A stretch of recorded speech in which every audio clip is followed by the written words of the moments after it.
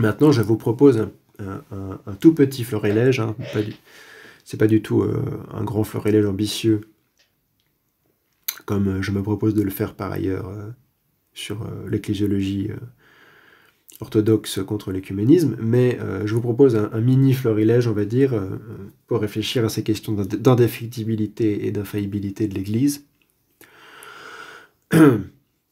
Alors pour ceux qui n'ont jamais entendu parler du 5e concile écuménique et de ce qui s'y est passé, je pense que ça va vous paraître assez hallucinant. Surtout si vous êtes catholique romain, si on ne vous a jamais parlé du 5e concile écuménique et de ce qui s'est passé au niveau de l'évêque de Rome et du concile, ça va vous intéresser.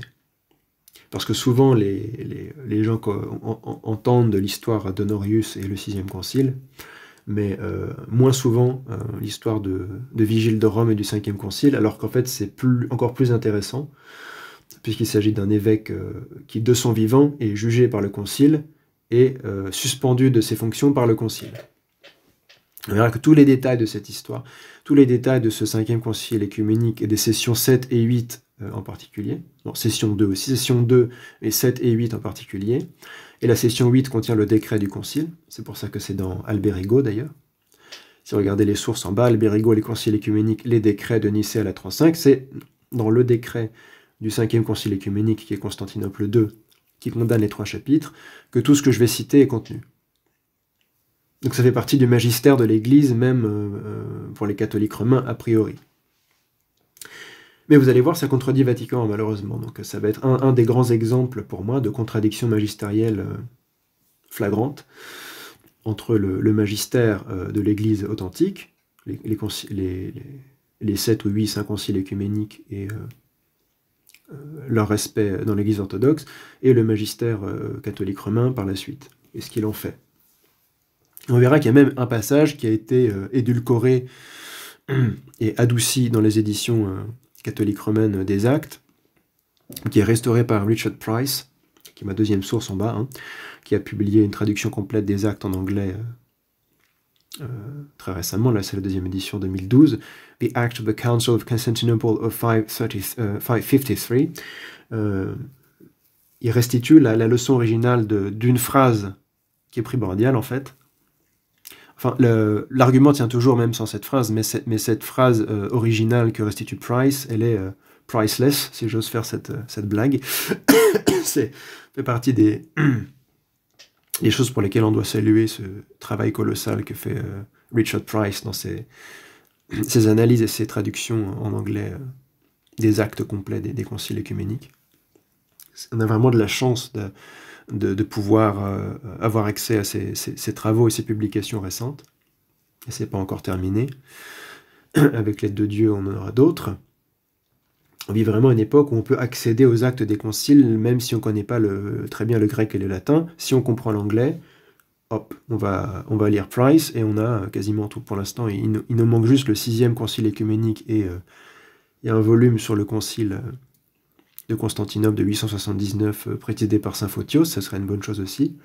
Je ne sais pas si il aura le temps de le faire, mais déjà il s'est occupé aussi du 6e concile, mais c'est pas encore terminé, c'est pas encore sorti, mais il a édité les actes du concile d'Éphèse, du concile de Chalcédoine, du concile de Constantinople II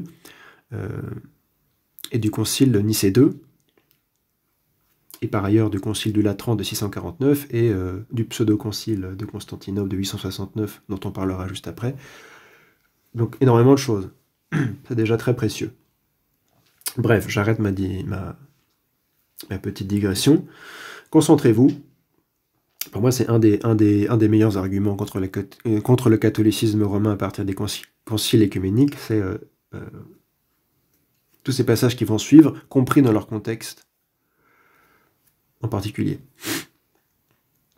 Il se trouva que Vigile, alors Vigilius, c'est, là on est à la session 8, donc il a été suspendu par le concile, donc c'est l'ex-pape de Rome suspendu par le Saint Concile à la session 7,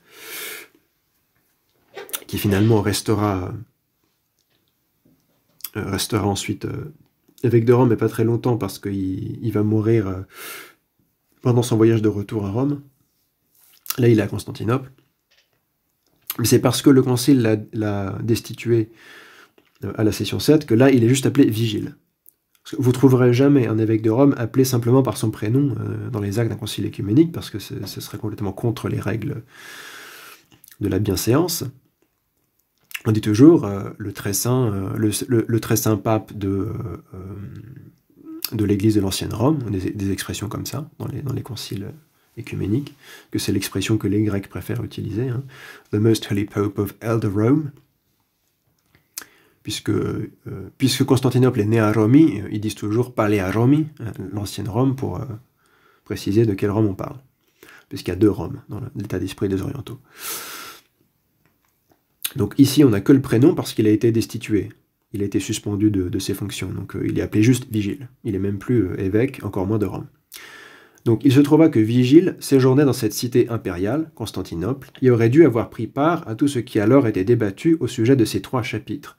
Lui qui les avait souvent condamnés aussi bien de bouche que par écrit. Alors je ne vais pas vous réexpliquer toute l'histoire de 3 chapitres, parce que ça nous amènerait trop loin.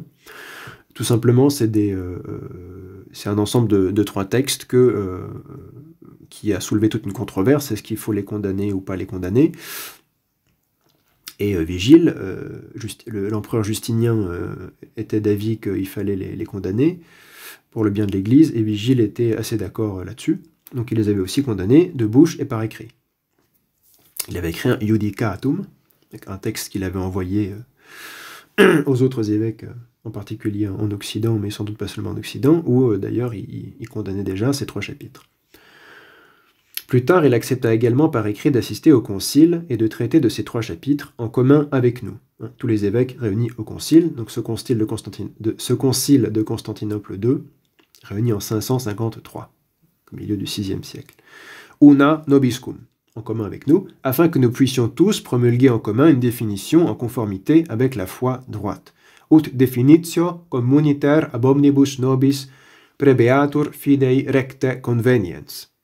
Alors si vous vous demandez pourquoi c'est en latin, c'est parce qu'on a conservé les actes complets que en latin. Voilà pourquoi on n'a pas la version grecque des actes, mais évidemment le concile a été mené en grec. C'est tout ce qui est fait à Constantinople est fait en grec, et ensuite c'était traduit en latin. Et parfois on conserve mieux les actes dans la traduction latine, parce qu'on n'a pas forcément conservé des bons manuscrits de la version grecque originale. Ça c'est le travail des spécialistes, d'établir le meilleur texte possible. Et donc là c'est le même texte qu'on a chez Alberigo, et sur lequel s'appuie globalement Price. À une variante près, j'en ai parlé, on reverra ça. Donc voilà, Vigile a condamné ses écrits dans son coin. Ensuite on a réussi un concile, puisqu'évidemment il ne suffit pas que l'évêque de Rome édite son Iudicatum pour que la chose soit finalisée. On réunit un concile écuménique à Constantinople. Comme l'évêque de Rome se trouve à Constantinople à ce moment-là, ça tombe bien. C'est ce qu'ils expliquent au début, il se trouva que Vigile était là. Et on l'invite à assister au concile. C'est pourquoi notre très pieux empereur, Justinien Ier, conformément à ce qui avait été décidé entre nous, enjoignit à la fois à Vigile et à nous-mêmes de nous réunir, puisqu'il sied à des sacerdotes d'apposer une solution commune aux problèmes qui leur sont communs. Eo quod sacerdotes decet communibus questionibus finem communem imponere. En conséquence, nous avons demandé à sa révérence, à Vigile, de tenir les promesses qu'il avait mises par écrit, en lui faisant remarquer qu'il n'était pas bon que l'occasion de chute émanant de ces 3 chapitres s'accrût et par là déstabilisa l'Église de Dieu. Crescere et Dei ecclesiam conturbari. Donc pour l'instant, ce qu'on voit, c'est que Vigile a promis d'assister au concile, le concile se réunit, mais Vigile apparemment n'est pas pressé de s'y rendre, même si a priori ils avaient la même intention à l'origine, condamner ces 3 chapitres. Et l'empereur et les évêques du concile lui demandent de bien vouloir remplir la promesse qu'il avait faite par écrit, de venir avec eux discuter en concile de ces 3 chapitres et d'établir une décision commune, d'apposer une solution commune aux problèmes qui leur sont communs, qui sont communs à l'Église. Et il leur reproche à demi-mot par ses actes de faire courir un risque à l'Église. en tergiversant et en lambinant, il y a un risque que le trouble qui s'élève à cause de cette affaire des 3 chapitres s'accroisse et déstabilise l'Église de Dieu. On poursuit. Mais, alors toujours dans la même session 8, hein, c'est des passages qui se suivent, alors là ça se suit directement. Mais lorsque bien qu'ayant été invité à plusieurs reprises à la fois par nous tous, les évêques, et par les très glorieux représentants officiels qui lui furent dépêchés par le très pieux empereur, il tardait à prendre en considération nos requêtes et admonitions et à assister au concile écuménique, nous rappelâmes à sa mémoire le grand exemple des apôtres et la tradition des pères. Ad memoriam eius perduximus magna illa apostolorum exempla et patrum traditiones. Car bien que les apôtres, chacun pris isolément, abondaient de la grâce du Saint-Esprit, évidemment ils avaient reçu l'Esprit à la Pentecôte, sous les formes de langue de feu, en sorte qu'ils n'avaient guère besoin du conseil d'autrui au sujet de ce qu'ils avaient à faire. Je vous rappelle que Tertullien et Irénée, et d'ailleurs Saint Clément de Rome, déjà, qui était assez bien placé pour le savoir, disait que tous les apôtres étaient infaillibles du fait de la Pentecôte. Ils avaient reçu l'Esprit Saint qui les guidait en toute vérité.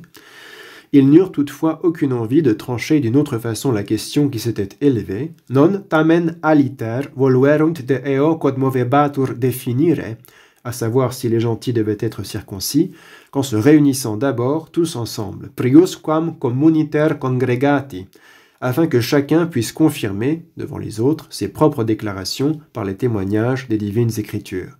Vivinarum scripturarum testimoniis unusquisque sua dicta confirmaverunt. Ça doit vous rappeler ce que dit Cyprien à Étienne, excusez-moi. Enfin, ce que dit à travers ses lettres à Jubaïen et à Pompée, ce que dit Cyprien. Que chacun vienne en appuyant ses propres déclarations par les témoignages des divines Écritures. Le 5e concile écuménique répète ça. Par conséquent, c'est en commun qu'ils prononcèrent tous un jugement sur cette question.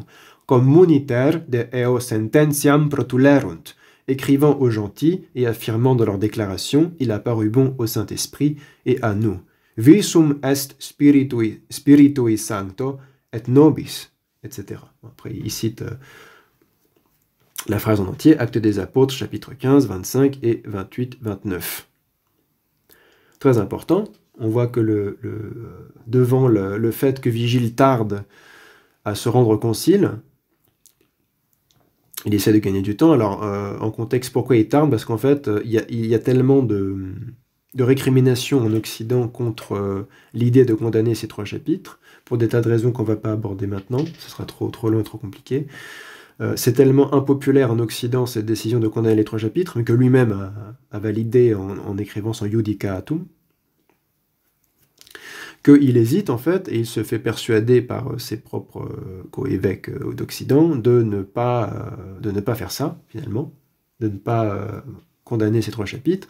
Et en fait, il tarde, et pendant ce temps-là, il est réuni avec des évêques italiens qui sont avec lui à Constantinople, et il écrit ce qu'on appelle le premier Constitutum, qui est une véritable bulle, enfin c'est un texte synodal, mais il y a Vigile et peut-être une dizaine d'évêques avec lui, qui viennent d'Italie, peut-être un Africain, un Illyrien par-ci par-là, tous ceux qui, à Constantinople, pourraient être finalement de son côté pour ne pas condamner ces 3 chapitres, même s'il a dit qu'il allait les condamner. Il revient...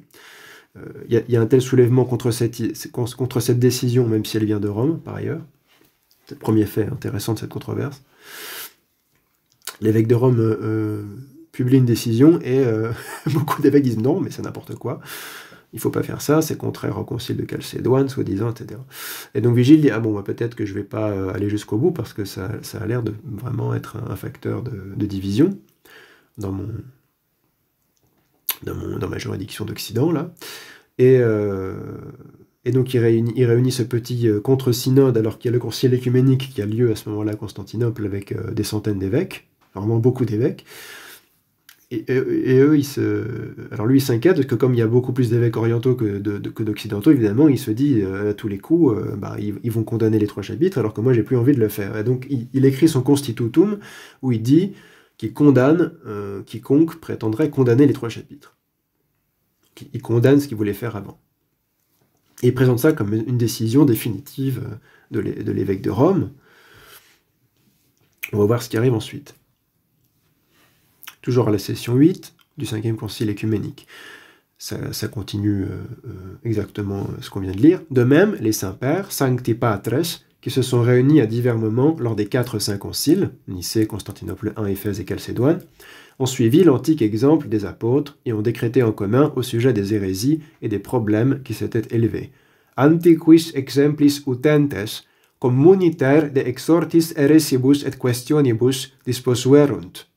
Puisqu'il ne fait aucun doute que c'est au moyen d'un examen commun, quod in communibus disceptationibus, alors qu'on expose ce qui doit être discuté de part et d'autre, cum proponuntur que ex utraque parte discutienda sunt, que la lumière de la vérité dissipe les ténèbres du mensonge. La phrase à $1000 arrive, voire même $1 million, 1 billion, car il n'est pas non plus permis à qui que ce soit, lorsqu'il est question de la foi, in communibus de fide deceptationibus, d'anticiper le jugement de l'Église, que l'Église devra porter dans sa totalité. Ou on peut traduire d'anticiper le jugement de l'Église dans sa totalité. C'est-à-dire dans sa catholicité, son écuménicité, l'Église en concile. Petit astérisque, c'est le passage dont je vous parlais, voir la note de Price sur cette leçon originale des actes. Alberigo donne une version interpolée et édulcorée, qui est celle que sans doute vous allez lire si vous avez des sources anciennes et occidentales. Vous lisez la traduction anglaise de Price, c'est celle que je traduis ici. Je n'invente rien. J'aurais pu vous mettre l'original de l'anglais, parce qu'en fait, j'ai pas la version, j'ai pas le texte latin sur lequel il se base, parce que j'ai que celui d'Alberigo. Bon, c'est pas grave. Je fais confiance à Price, qui d'ailleurs est catholique romain. Il n'a aucune raison de mentir là-dessus. Et donc, sa traduction anglaise donne ça. Car il n'est pas non plus permis à qui que ce soit, lorsqu'il est question de la foi, d'anticiper le jugement que l'Église devra porter dans sa totalité, puisque tout un chacun a besoin de l'aide de son prochain. Cum unusquisque proximi adiutorio indiget. Comme le dit Salomon dans les Proverbes. Un frère qui porte secours à son frère sera élevé comme une ville fortifiée, et il est fort comme un royaume solidement établi. Voir Proverbe 18-19. Il dit encore dans l'Ecclésiaste, « Deux valent mieux qu'un, et ils sont bien récompensés pour leur travail, car si l'un des deux tombe, son compagnon le relèvera. Et malheur à l'homme seul quand il tombe, et qu'il ne se trouve personne pour le relever. » Ecclésiaste 4, 9, 10.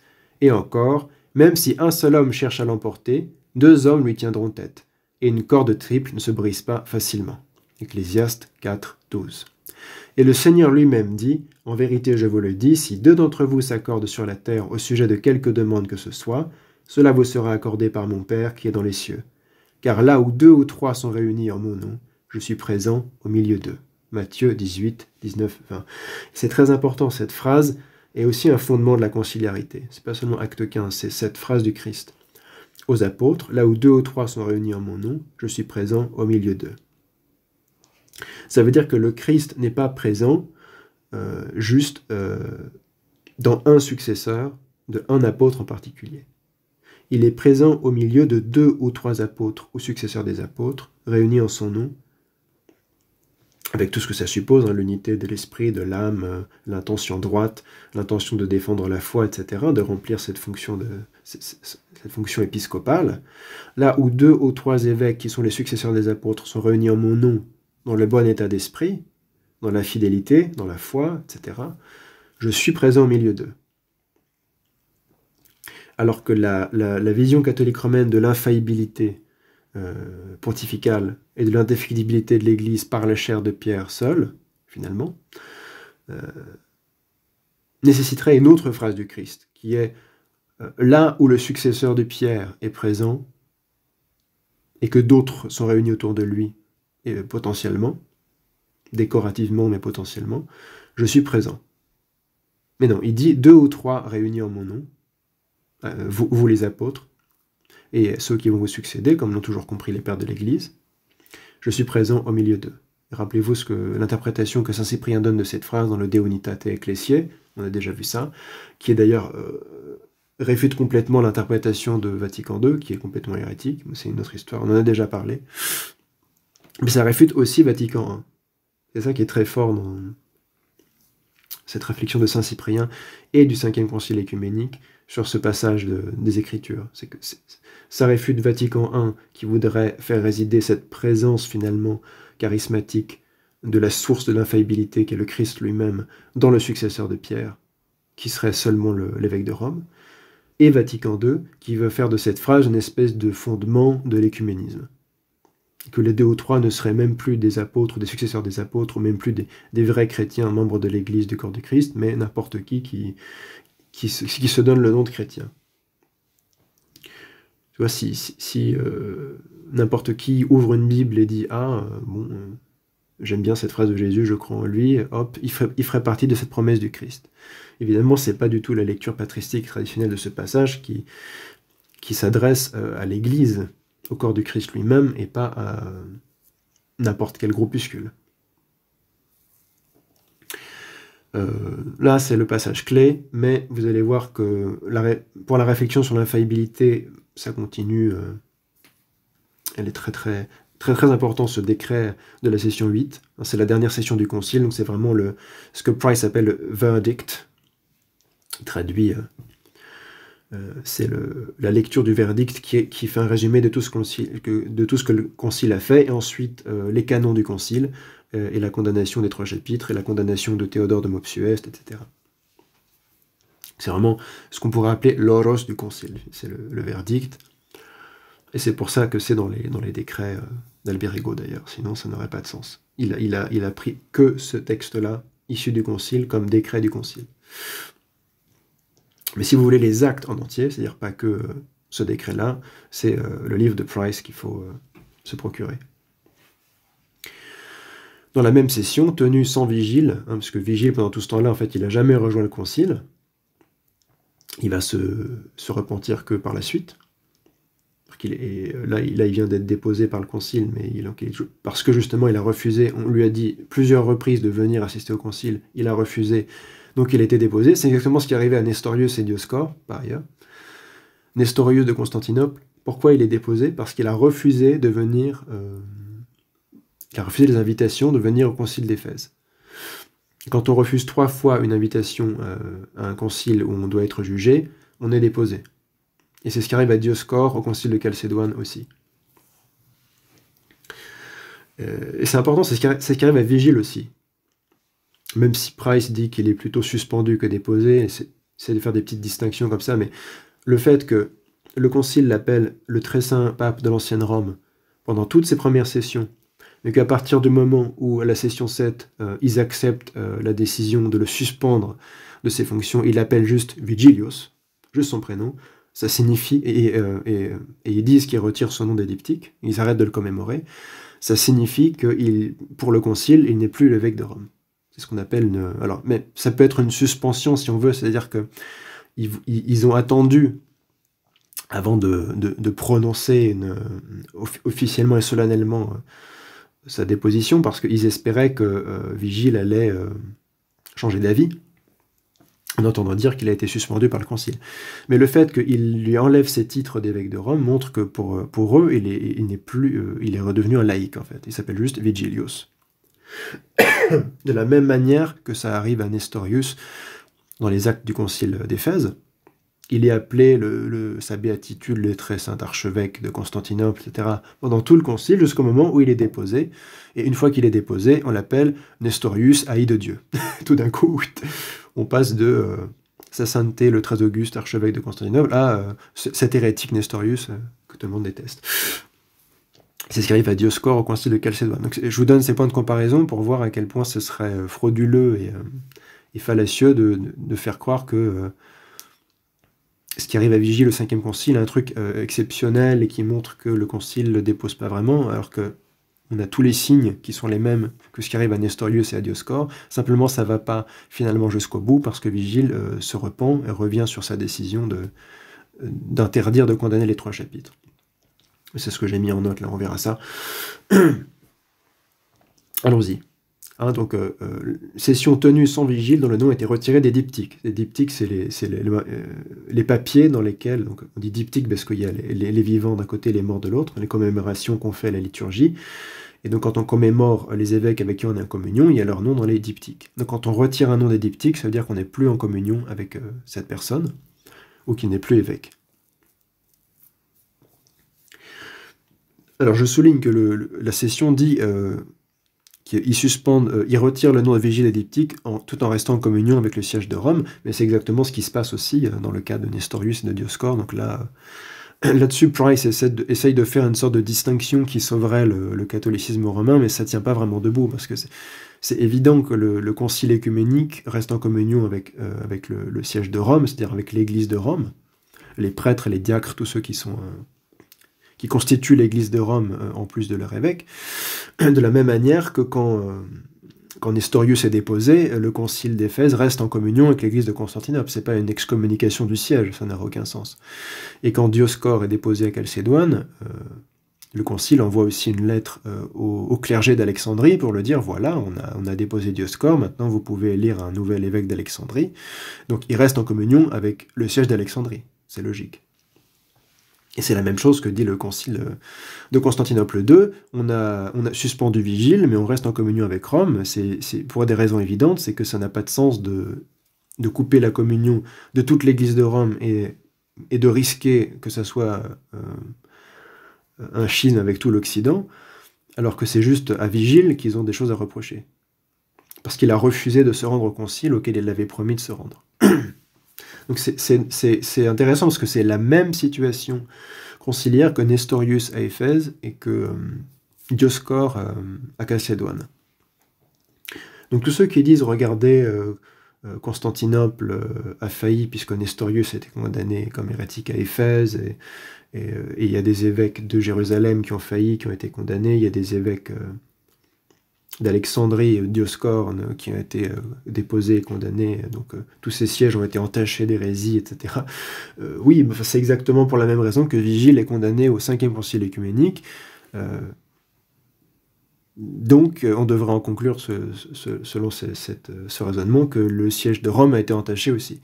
Et d'ailleurs c'est drôle parce que quand Honorius est condamné post-mortem pour hérésie au 6e concile œcuménique, et que c'est reçu ensuite, je précise que le 6e concile n'a pas demandé la permission de saint Agathon pour déposer Honorius. Ça, c'est ce qu'essaye de faire croire Adrien II, mais Price précise bien que c'est pas du tout ce qui s'est passé. Ils ont condamné le concile sans aucune permission de l'évêque de Rome de l'époque, saint Agathon. Ensuite, ils ont envoyé la décision d'anathème, et elle a été acceptée par Léon II. Et Léon II dit que c'est parce que Honorius a entaché le siège romain par son hérésie, monothélitisme. On parlera d'Honorius dans une autre série, ça nous amènerait trop loin, mais juste au passage, cet argument d'Adrien II au concile de 869, que la seule raison pour laquelle on a pu condamner Honorius pour hérésie, d'ailleurs il dit que c'est pour hérésie qu'il est condamné. Ceux qui disent que Honorius n'a pas été condamné pour hérésie, ils disent le contraire du concile lui-même et du pape Adrien II, à ce qui est le 8e concile œcuménique pour les catholiques romains, qui est rejeté par les orthodoxes parce qu'il a été cassé. On reviendra une autre fois là-dessus. Mais tout ça pour dire que quand Adrien II dit la seule raison pour laquelle le 6e concile a pu condamner Honorius, c'est parce qu'il était déjà mort et qu'ils avaient la permission de l'évêque de Rome en fonction pour le faire, c'est complètement faux. Donc c'est drôle parce que dans l'édition de Price, il écrit une note pour dire que c'est faux. Bref, et en tout cas dans le cas de Vigile, cette excuse ne marche pas puisque Vigile est suspendu par le concile alors qu'il est l'évêque en fonction. Et la seule raison pour laquelle il n'a pas été définitivement déposé au final, c'est parce qu'il est venu à récipicence. On verra ça. Et non pas parce que le concile s'est rendu compte d'un coup qu'on n'avait pas le droit de juger le siège de Pierre. Manifestement, ça n'existe pas dans leur état d'esprit. Allons-y, c'est parti. Ayant donc rapporté toutes nos transactions précédentes, nous confessons de nouveau que nous acceptons les 4 saints conciles, à savoir ceux de Nicée, de Constantinople, d'Éphèse 1 et de Chalcédoine. Alors il précise d'Éphèse 1, puisqu'il y a eu le concile d'Éphèse 2, qu'on appelle le brigandage d'Éphèse, en 449, qui est justement ce faux concile réuni par Dioscore d'Alexandrie pour déposer Flavien, et ils ont tellement brutalisé Flavien qu'il en est mort, Saint Flavien de Constantinople. C'est ce faux concile qui occasionne celui de Chalcédoine ensuite. Et comme il était quand même connu comme Éphèse 2 dans la tête des gens, parce qu'il s'était prétendu œcuménique, il précise Éphèse 1 pour qu'il n'y ait pas d'ambiguïté. Mais comme nous, on a complètement... Enfin, ça fait tellement longtemps que tout le monde a oublié Éphèse 2, que nous, on dit juste Concile d'Éphèse, tout le monde sait duquel on parle. Et que nous avons proclamé et proclamons toujours ce qu'ils ont décrété au sujet de cette même et unique foi. Que pro une eadem que fide definierunt. Tandis que nous jugeons ceux qui la rejettent comme n'ayant aucune part à l'Église catholique. Eos autem qui ec non suscipiunt alienos catholice ecclesiae judicamus. Le concile dit judicamus, alors que le pape n'est pas là, ne s'est pas présenté et a été suspendu de ses fonctions. C'est pour ça que j'ai mis comme titre « Le concile juge au nom de l'Église catholique, même sans le pape ». Puisqu'en l'occurrence, le siège est virtuellement vacant. Ensemble, avec tous les autres hérétiques qui furent condamnés et anathématisés par les 4 saints conciles susmentionnés et par la Sainte Église catholique et apostolique, et a sancta catholica et apostolica ecclesia, nous condamnons et anathématisons aussi, condemnamus autem et anathematisamus, Théodore, jadis évêque de Mopsuest, et ses écrits impies, et les choses que Théodoret a écrites de façon impie contre la foi orthodoxe. En outre, nous anathématisons aussi la lettre impie qu'Ibas est dite avoir écrite à Marie le Perse, c'est les fameux 3 chapitres. Donc le Concile condamne officiellement les 3 chapitres au nom de la Sainte Église catholique et apostolique, alors qu'ils savent que Vigile a écrit un constitutum, un texte où il condamne ceux qui condamneraient les 3 chapitres, en disant qu'il le fait au nom de l'autorité apostolique de son siège de Rome. C'est pour ça que... Donc, ainsi, nous anathématisons les 3 chapitres susmentionnés, petit astérisque, alors que Vigile les avait défendus dans son premier constitutum, qui prétendait trancher définitivement la question. Donc, en fait, le concile écuménique se moque complètement de savoir que Vigile a prétendu trancher la question, pour les raisons qu'ils ont expliquées précédemment et qu'on a lues, que les décisions doivent être prises communautaires, en commun. Ainsi que tous ceux qui les défendent, qui ont écrit ou écrivent encore pour leur défense, ou ont la présomption d'appeler ces écrits orthodoxes, ou ont défendu ou défendent leurs impiétés d'une quelconque façon. 2 astérisques, tout cela vise aussi par défaut Vigile, qui ne se reprendra que plus tard, en écrivant son second constitutum, après la fin de la session 8, qui condamne les 3 chapitres. C'est assez drôle parce que Vigile... on sait que déjà à cette époque, certaines prétentions romaines sont en vogue à Rome. On est au VIe siècle et c'est déjà en vogue depuis au moins Damas, qui est d'ailleurs à l'origine du titre Sedes Apostolica, c'est Damas. Et donc Vigile écrit un constitutum en disant « Voilà, je vais trancher cette question ». Le concile l'ignore complètement parce que de toute façon, il l'a suspendu. Il juge le contraire de ce que dit Vigile, il condamne les 3 chapitres. Et ensuite, Vigile écrit un deuxième constitutum en se disant peut-être que je me suis trompé, là, j'ai peut-être pas géré l'affaire au final, dans mon jugement définitif. Et il écrit un deuxième constitutum pour dire qu'il condamne solennellement les 3 chapitres, qu'il avait déjà condamné puis décondamné avant. Et comme si c'était finalement lui qui condamnait les 3 chapitres de sa propre autorité, alors que le concile les a déjà condamnés, et qu'il est obligé d'écrire une lettre de rétractation finalement au président du concile, qui était par défaut Eutychius de Constantinople, puisque c'était en 2e position après Rome. Il n'y avait pas de légat puisque le pape était là, donc il écrit une lettre à Eutychius de Constantinople pour lui dire que il s'est trompé et que finalement il condamne les 3 chapitres. Donc il reconnaît bien que le concile a eu raison de prononcer cette condamnation des 3 chapitres en son absence, et même en considérant qu'il n'y avait plus d'évêque de Rome puisqu'il était déposé. Au nom des saints-pères ou du Saint-Concile de Chalcédoine, donc c'était les différents arguments de ceux qui défendaient les 3 chapitres. Donc c'est important de comprendre tout ce contexte-là pour voir à quel point le 5e concile œcuménique, c'est la contradiction fondamentale de tout le paradigme catholique romain sur l'indéfectibilité et l'infaillibilité. Parce que Vigile, qui est l'évêque de Rome, écrit un Judicatum, qui dit qu'il a envoyé dans le monde entier d'ailleurs, throughout the world, to all the churches, il le dit, où il dit que ce serait bien de condamner les 3 chapitres. Ça n'a tellement pas de succès, parce que manifestement personne n'obéit au doigt et à l'œil à l'évêque de Rome sous prétexte qu'il est l'évêque de Rome, que finalement il essaye un petit peu de mettre ça sous le boisseau, Malheureusement, il s'était engagé auparavant à condamner les 3 chapitres devant l'empereur Justinien, qui n'était pas du genre à aimer qu'on retourne sa veste. Et malgré tout, il décide de ne pas obtempérer et d'écrire son premier constitutum, qui dit il ne faut pas condamner les 3 chapitres, ils sont très bien ces 3 chapitres.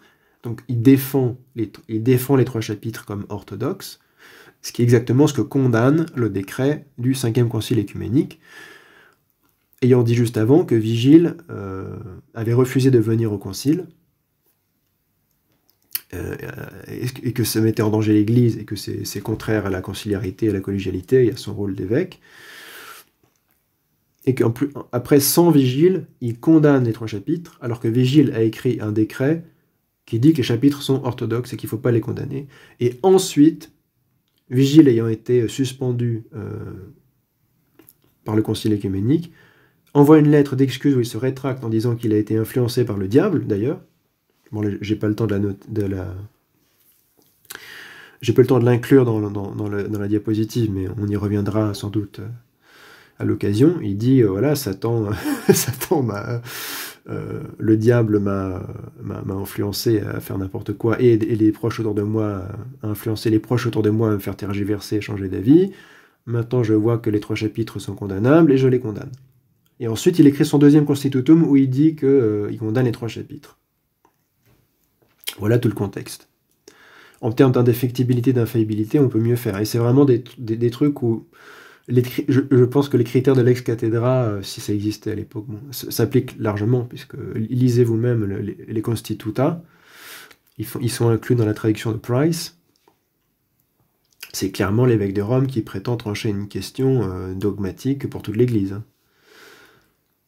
Donc, so much for ex cathedra statements. L'infaillibilité du concile de l'Église, même sans le pape, pour finir avec ce qui nous intéresse en particulier dans cette réflexion. Maintenant que nous avons déterminé tout ceci avec précision, is ita cum omni subtilitate dispositis, gardant à l'esprit les promesses qui ont été faites au sujet de la Sainte Église, in memoria tenentes promissiones de sancta ecclesia factas, par celui-là qui a dit les portes de l'Hadès ne prévaudront point contre elle, ou de l'enfer. C'est la même chose en grec, c'est avis. Et qui dixit quod porte inferi non prevalebunt adversus eam, Matthieu 16, 18, c'est-à-dire les langues mortifères des hérétiques, hereticorum mortifere lingue, et nous souvenons aussi des prophéties d'Osée la concernant, dans lesquelles il dit « Et je t'unirai à moi comme épouse en toute fidélité, et tu connaîtras le Seigneur », Osée 2, 22, et rangeant auprès du diable, le père du mensonge, les langues indisciplinées des hérétiques et de leurs écrits très impies, ainsi que ces mêmes hérétiques eux-mêmes qui persévèrent jusque dans la mort, dans leur impiété, nous leur disons, voici, vous allumez tous un feu pour vous-même, et vous renforcez la flamme de ce feu. Vous marcherez selon la lumière de votre feu, et de la flamme que vous avez vous-même allumée, Isaïe 50, 11. N'oubliez pas qu'au moment où le concile écrit ça, Vigile a juste écrit son premier constitutum, où il dit qu'il ne faut pas condamner les 3 chapitres et qu'ils sont orthodoxes. Donc il fait partie de ceux qui sont rangés auprès du diable par le concile. Il n'est pas nommément précisé, mais en fait, c'est logique en contexte qu'il est inclus dedans, puisqu'il défend, à ce moment-là, les 3 chapitres. Donc il est rangé auprès du diable, puisqu'il défend les écrits jugés très impies et condamnés et anathèmes de Théodore de Mopsueste, de Théodoret et d'Ibas. Quant à nous, qui avons reçu l'ordre d'exhorter le peuple au moyen de la droite doctrine, reçu le mandat, littéralement, nos autem mandatum habentes per doctrinam rectam exhortari populum, et de parler au cœur de Jérusalem, cf. Isaïe 42, c'est-à-dire à l'église de Dieu, id est Dei ecclesiam, nous nous empressons de semer comme il se doit dans la justice, vendangeant le fruit de la vie et allumant pour nous-mêmes la lumière de la connaissance. Osée 10, 12. À partir des divines écritures, et de l'enseignement des pères. Ex divinis scripturis et patrum doctrina. Pas à partir du constitutum de Vigile. Pas à partir du constitutum de Vigile qui prétend avoir défini la chose pour tout le monde définitivement par l'autorité de Rome. L'autorité du siège de Pierre sur lequel s'assoit complètement cette session du concile, vous l'aurez compris. nous avons jugé nécessaire de décliner en chapitres à la fois une proclamation de la vérité et une condamnation des hérétiques et de leur impiété. Et predicationem veritatis et hereticorum, nec non eorum impietatis condemnationem. Voilà, donc l'infaillibilité du concile et de l'Église, représentée par ces évêques réunis en concile écuménique, même sans l'évêque de Rome, dans le cas où il y a justement un cas justifié où l'évêque de Rome mérite d'être destitué, puisqu'il agit contre la règle canonique de l'Église. En l'occurrence, un évêque est d'autant plus un patriarche, qui représente tous les évêques d'Occident, quasiment, quand il envoie ses légats ou quand il vient lui-même, qui refuse de se présenter à un concile écuménique auquel il a promis d'assister. Il refuse, on l'invite, il refuse, on l'invite, il refuse 3 fois, comme Nestorius, comme Dioscore, qui étaient aussi des patriarches, il est destitué. Et ça n'empêche pas l'Église, d'être infaillible, de proclamer qu'elle est l'héritière des promesses qui ont été faites par le Christ à l'Église, de Matthieu 16-18. Maintenant, un extrait qui va aussi résonner avec tout ça, qui est tiré de ce que nous on appelle le pseudo-concile ignatien, mais qui est considéré comme le 8e concile écuménique dans la liste des 21 conciles écuméniques du catholicisme romain. Si vous regardez quel est le 8e, Constantinople IV, 869-870, à l'époque d'Adrien II. Ce fameux concile où je vous ai dit qu'Adrien II reconnaissait que Honorius avait été avait été anathématisé pour hérésie au 6e concile écuménique, mais que ça n'avait été possible que parce qu'il était déjà mort et que l'évêque en fonction avait donné son autorisation, ce qui est faux. Donc c'est ce concile-là. Et c'est à la session 7 où on lit des choses qui ont été actées à Rome un peu avant, en 869 aussi. Et la session d'après, la session 8, l'un des personnages les plus importants de ce concile, parce qu'en fait c'est un concile qui est plutôt organisé par le Sénat, par des ennemis de Saint Photios qui sont du Sénat impérial, et notamment le prépositus de l'empereur Basile Ier qui s'appelle Baanès, le patrice Baanès, qui est un petit peu le grand Manitou de ces laïcs qui tirent un petit peu les ficelles derrière, à tel point que même les légats de Rome qui sont au concile sont un petit peu gênés de voir que c'est pas du tout eux qui mènent la danse, mais c'est ces sénateurs qui sont des ennemis personnels de Saint Photios. Tous ces vices de procédure qui feront que ce concile sera cassé en fait 10 ans plus tard par le vrai Constantinople IV, 879, qui réinstitue Photios, et où le pape Jean VIII, dans sa lettre, dit qu'il confirme qu'il faut casser le concile de 869. Et Alberigo l'explique très bien, donc si vous voulez une preuve dite par un catholique romain qui connaît très bien le sujet des conciles écuméniques, allez voir Alberigo, son introduction sur le concile ignatien, il va vous expliquer tout ça. Vous n'avez pas besoin de me croire sur parole. Ou alors lisez le livre de François Dvornik, le schisme de Photios, entre guillemets. Il vous expliquera la même chose. Alors voilà, donc c'est la session 8 de ce concile ignatien, qui est le 8e concile écuménique dans le catholicisme romain, donc ça devrait les intéresser. Le patrice Baanès dit cette chose, qui en fait représente la conception pentarchique byzantine qui est très en vogue à ce moment-là, qu'on retrouve chez saint Théodore le Studite, saint Nicéphore le Confesseur, etc., les grands saints du 9e siècle. C'est l'ecclésiologie byzantine de cette époque. L'écuménicité de l'Église est représentée par les 5 patriarcats, donc par excellence par les 5 patriarches, qu'on appelle la pentarchie. Et d'ailleurs, c'est aussi dans la session 6 du concile de Nicée II, dans la définition que donne... alors je crois que c'est un diacre ou un archidiacre qui s'occupe de lire des documents ou d'intervenir, etc. à Nicée II. La session 6 est dédiée à établir les critères d'un concile écuménique et ce qui n'est pas un concile écuménique, et le but c'est d'expliquer pourquoi le pseudo-concile de l'Hieréia, qui est un concile iconoclaste, n'est pas écuménique, et pourquoi le concile de Nicée II, lui, est bien un concile écuménique, et donc casse et condamne le pseudo-concile de Hieréia. On en parlera parce qu'on va faire des vidéos sur Nicée II dès que possible, donc on parlera de ça. Et donc Nicée II déjà pose aussi en critère des conciles écuméniques la pentarchie, enfin, pas nommément la pentarchie, mais en tout cas la synergia, c'est-à-dire la synergie, la collaboration de l'évêque de Rome et l'assentiment des patriarches. Il n'y a pas précisé 5 patriarches, mais bon, on sait qu'à l'époque, il n'y a pas des millions de patriarches. Donc la collaboration de l'évêque de Rome et les 4 autres patriarches doivent être synchronundes, c'est-à-dire en accord, pensant la même chose, etc. C'est ça qui fait un concile œcuménique.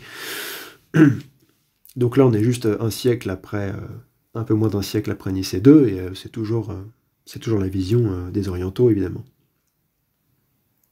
Voilà ce que dit le patrice Baanès. Dieu a fondé son Église en 5 patriarcats, et dans ses évangiles, il a défini qu'elle ne pourra jamais complètement faillir, car ils sont les chefs de l'Église, ces 5 patriarches. Par excellence, hein, c'est une vision un peu plus impérialiste et ramassée que la vision de Cyprien, on est des siècles après, donc la formulation de l'écuménicité bouge, mais en fait, comme l'écuméné, dans cet état d'esprit, c'est l'Empire, et comme l'Empire est divisé en 5, et qu'il y a 5 juridictions, assez autonomes, les 5 évêques les plus importants de ces juridictions, qui sont les patriarches, résument en quelque sorte toute l'Église. C'est pour ça, ils sont les chefs de l'Église par excellence. En effet, le Christ a dit « Et les portes de l'enfer ne prévaudront point contre elle » Matthieu 16, 18. Même base pour l'infaillibilité que Constantinople II. Ce qui signifie « S'il en est 2 qui viennent à faillir, ils s'adresseront aux 3 autres. S'il en est 3 qui viennent à faillir, ils s'adresseront aux 2 autres. Et si par hasard il en est 4 qui viennent à faillir, le dernier qui demeure dans le Christ, donc le dernier qui garde la vraie foi, notre Dieu est le chef de tous, le Christ évidemment, ramènera de nouveau le reste du corps de l'Église dans la vérité. Et ça correspond assez bien à la vision orthodoxe, toujours de l'infaillibilité de l'Église. Un patriarche peut être dans l'erreur, on le sait depuis au moins le concile d'Éphèse, sinon la déposition de Paul de Samosate, même s'il n'y a pas de patriarche, le terme patriarche, c'était l'évêque d'Antioche. 2 patriarches peuvent être dans l'erreur, 3 patriarches peuvent être dans l'erreur, mais l'idée c'est que tous les patriarcats en même temps ne peuvent pas être dans l'erreur, sinon l'Église n'est plus. Il faut qu'il y ait des évêques qui confessent encore la vérité, sinon la promesse du Christ n'est pas tenue.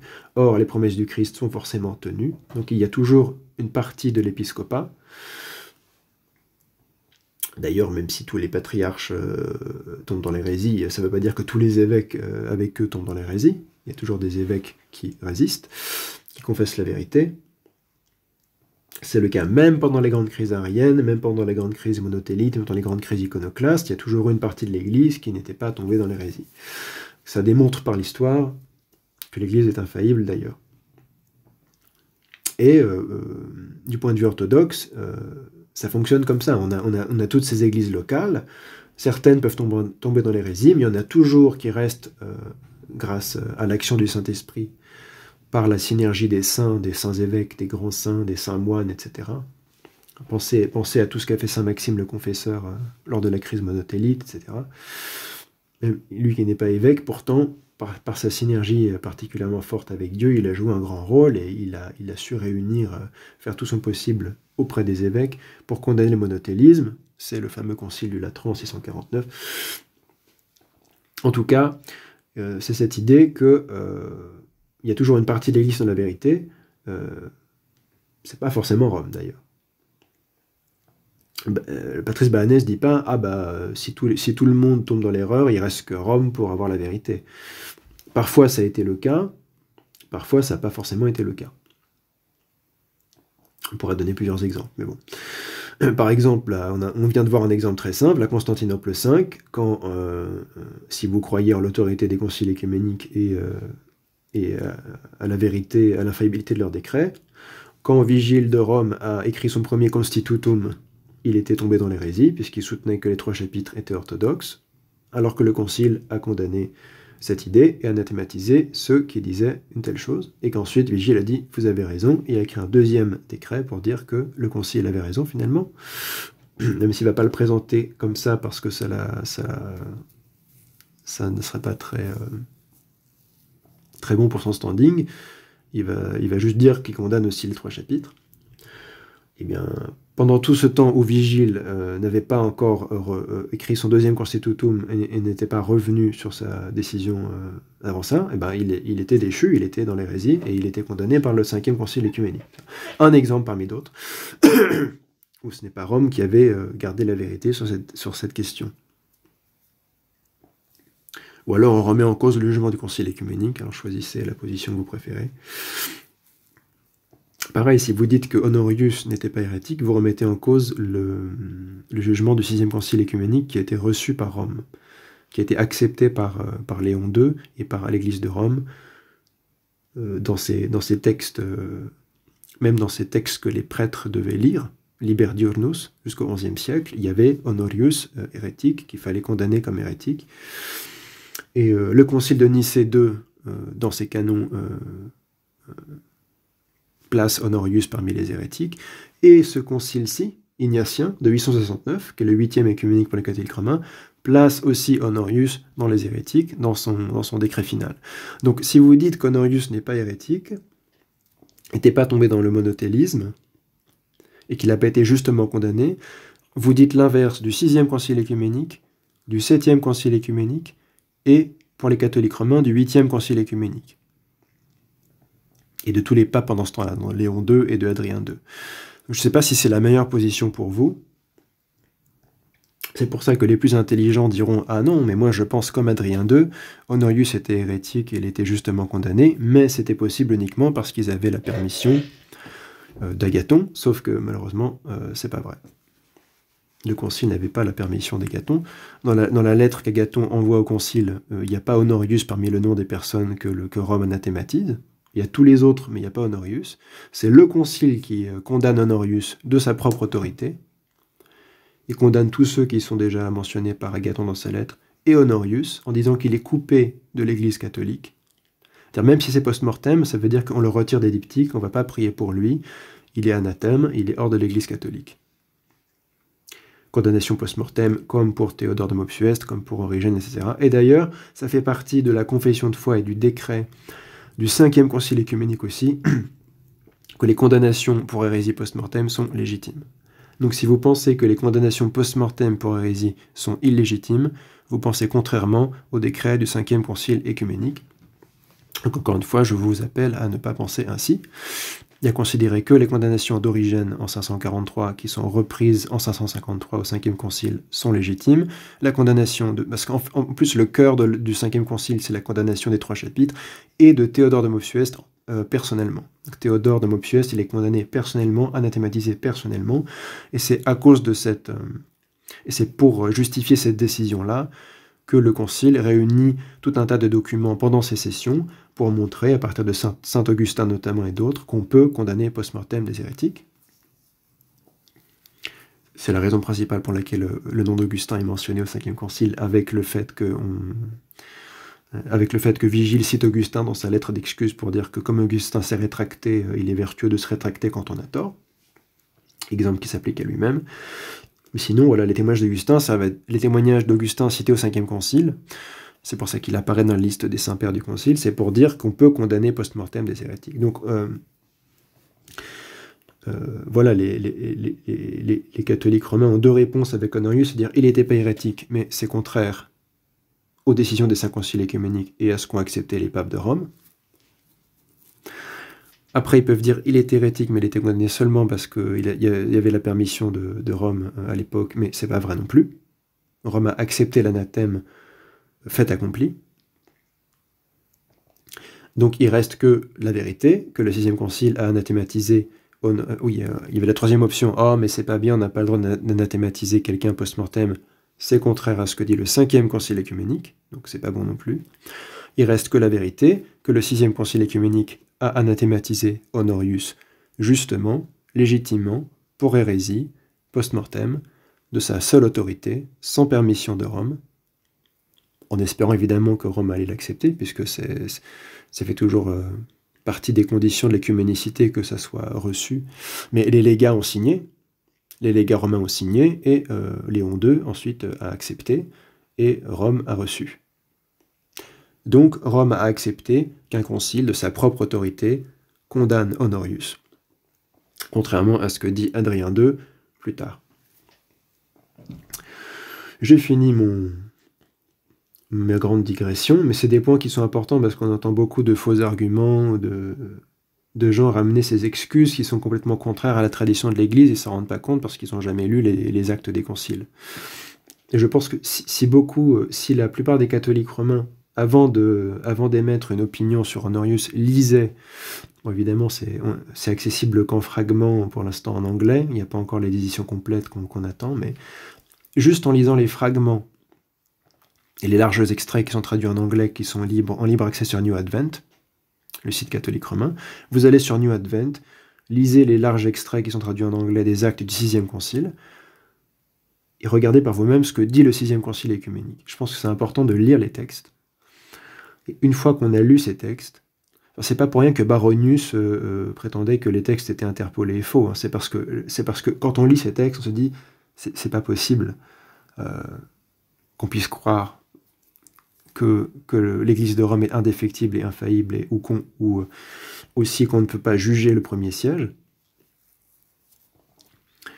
Oui, si vous me dites que c'est pas le siège qui est jugé, enfin, quand on anathématise un évêque de Rome, il était sur quel siège l'évêque? Il était sur le siège de Rome. Vous pouvez toujours dire que c'était pas le siège en action. Regardez le 5e concile, c'est le siège en action. Donc c'est pas vraiment un argument qui tient la route. Mais quand on lit les mots, parce qu'on entend aussi des gens qui disent « Oh, il n'a pas été condamné pour hérésie, il a été blâmé pour inattention, maladresse, etc. » Lisez les actes du 6e concile œcuménique et voyez par vous-même. Voyez par vous-même si vous avez envie d'être dans le mensonge toute votre vie, ou si vous acceptez ce que dit le 6e concile œcuménique. Ce serait une plus sage décision, selon moi. Voilà pour ce florilège. Maintenant, je vous propose de redescendre malheureusement de ces discours célestes qui nous viennent de nos saintes autorités de l'Église et de constater ce que nous dit Pie IX dans Pastor Aeternus sur l'indéfectibilité de l'Église. Donc Pastor Aeternus chapitre 4, qui traite de l'indéfectibilité et de l'infaillibilité. Concile Vatican I, session 4, 1870. Car le Saint-Esprit n'a pas été promis au successeur de Pierre, Petri successoribus, pour qu'il fasse connaître sous sa révélation une nouvelle doctrine, mais pour qu'avec son assistance, il garde saintement, sancte custodirent, et expose fidèlement, fideliter exponerent, la révélation transmise par les apôtres, c'est-à-dire le dépôt de la foi, depositus fidei. Donc déjà, on se rend compte que le Saint-Esprit il était promis au successeur de Pierre, finalement, et on sait très bien dans Pastor Aeternus que ça veut dire les évêques de Rome. Ce charisme de vérité et de foi à jamais indéfectible, veritatis et fidei nunquam deficientis charisma, et charisma veritatis, c'est dans la traduction latine de Contre les hérésies de Saint Irénée de Lyon, mais il l'applique à tous les évêques. Pas de chance. Pour Saint Irénée de Lyon, au IIe siècle, tous les évêques ont un charisma veritatis, qui garantit l'infaillibilité, la bonne transmission de la même foi partout. Pour Vatican I, c'est l'évêque de Rome, le seul successeur de Pierre, qui a le charisma veritatis. En grec, ça donne quelque chose, charisma tisalithias. Donc ce charisma tisalithias a été accordé par Dieu à Pierre, manifestement à Pierre tout seul, et à ses successeurs en cette chair, donc à Rome. Petro eiusque in ac cathedra successoribus divinitus collatum est, afin qu'ils remplissent leur haute charge pour le salut de tous, afin que le troupeau universel du Christ, écarté des nourritures empoisonnées de l'erreur, soit nourri de l'aliment et de l'aliment de la doctrine céleste, afin que toute occasion de schisme étant supprimée, manifestement juste par l'absolutisme romain, bon, ça ne va pas empêcher les schismes à tire-larigot en Occident. Le pire schisme de toute l'histoire, entre guillemets, c'est quand même le schisme des protestants. Parlons pas du grand schisme d'Occident qui a eu lieu avant. C'est pas grave. Aparté, l'Église soit conservée tout entière dans l'unité et qu'établie sur son fondement, elle tienne ferme contre les portes de l'enfer. Suo fundamento in nixa firma adversus inferi portas consisteret. Et donc son fondement, c'est Pierre, et Pierre dans le sens le plus papiste du terme, et ses seuls successeurs qui sont sur le siège de Rome. Voilà ce qui garantit l'unité de l'Église, voilà ce qui garantit l'indéfectibilité de l'Église. L'infaillibilité selon Pastor Eternus, on est toujours au même chapitre 4. C'est pourquoi nous attachons fidèlement à la tradition reçue dès l'origine de la foi chrétienne, a fidei Christiane exordio percepte, croyez-nous sur parole, pour la gloire de Dieu, notre Sauveur, pour l'exaltation de la religion catholique et le salut des peuples chrétiens, avec l'approbation du Saint Concile, donc Vatican I, nous enseignons et définissons, oui, avec l'approbation du Saint Concile qui approbationne que finalement il ne sert plus à rien, on peut dire. Avec l'approbation du Saint Concile, nous enseignons et définissons comme un dogme révélé de Dieu, Divinitus Revelatum Dogma Esse, le pontife romain, Romanum Pontificem, lorsqu'il parle ex cathedra, ça veut dire à partir de sa chaire, comme sur la photo à gauche, il est sur sa belle chaire au Vatican. Enfin, ça doit fonctionner même quand l'évêque de Rome n'est pas à Rome, puisqu'il y a eu la papauté d'Avignon, j'imagine qu'il y a une manière d'expliquer ça. On est sur sa chaire sans être nécessairement sur la chaire de Rome elle-même. Je ne sais pas comment ça fonctionne, en tout cas, c'est la théorie. Il est ex cathedra, même quand il n'est pas forcément in cathedra. Il peut faire des ex cathedra, parce que j'imagine que les papes d'Avignon faisaient des ex cathedra d'Avignon. Lorsqu'il parle ex cathedra, c'est-à-dire lorsque remplissant sa charge de pasteur, c'est plutôt la charge finalement, et de docteur de tous les chrétiens, évidemment tout le monde sait que l'évêque de Rome est le pasteur, le docteur de tous les chrétiens, il définit, en vertu de sa suprême autorité apostolique, pro suprema sua apostolica auctoritate, qu'une doctrine sur la foi ou les mœurs, la fameuse dichotomie qui apparaît principalement au second millénaire dans les conciles médiévaux post-schisme en Occident, c'est d'une part ce qui est de foi, d'autre part ce qui est des mœurs. Ça apparaît très clairement dans les conciles du Latran, si je ne me trompe pas, 12e, 13e siècle. Mais il n'y a pas cette dichotomie dans les 5 conciles des premiers millénaires. Donc, une doctrine sur la foi ou les mœurs doit être tenue par toute l'Église, ab universa ecclesia tenendam, jouie par l'assistance divine, à lui promise en la personne de Saint Pierre, ipsi in beato Petro promissam, c'est pas une assistance divine promise à l'Église, aux évêques ou au Saint-Père, c'est promis à Saint Pierre. C'est une promesse qui n'est pas vraiment partageable, c'est une espèce de promesse exclusive. Donc, répétons sans s'arrêter.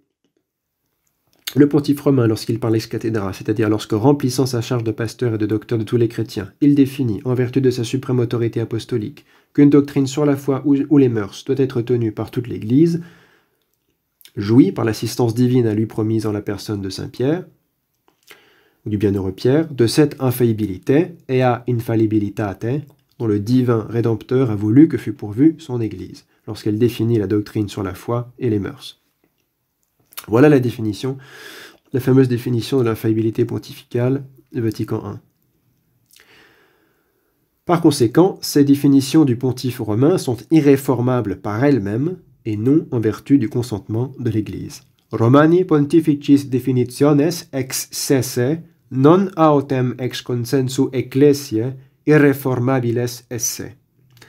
Et ça, c'est fondamentalement contraire au décret du 5e concile œcuménique, qui explique que c'est parce que Vigile a voulu faire ce que fait Pie IX qu'il a été suspendu, et que le concile a dit que non, il faut se réunir en commun pour prendre des décisions sur la foi, et que, je répète, il n'est permis à personne d'anticiper le jugement que devra porter l'Église dans sa totalité. Ça, c'est la voix de l'Église catholique et apostolique au 5e Concile écuménique, session 8. Vatican nous dit que le souverain pontife, s'il coche toutes les cases, ce qui permet aux catholiques romains de zigzaguer un petit peu, savoir ce qui coche les cases, ce qui coche pas les cases, c'est un peu un sport, une gymnastique de spécialistes. S'il coche toutes les cases, ces définitions du pontife romain sont irréformables par elles-mêmes, et non en vertu du consentement de l'Église. Si quelqu'un, ce qu'à Dieu ne plaise, avait la présomption de contredire notre définition, qu'il soit anathème, anathema sit. Et on va s'arrêter ici. On a beaucoup commenté, mais je trouve le sujet passionnant. J'espère que ça vous a intéressé et aidé à comprendre un petit peu, en particulier la doctrine orthodoxe de l'infaillibilité de l'Église, et en quoi elle est fondamentalement différente de la doctrine catholique romaine. Voilà, merci à tous et à bientôt pour la suite. Oh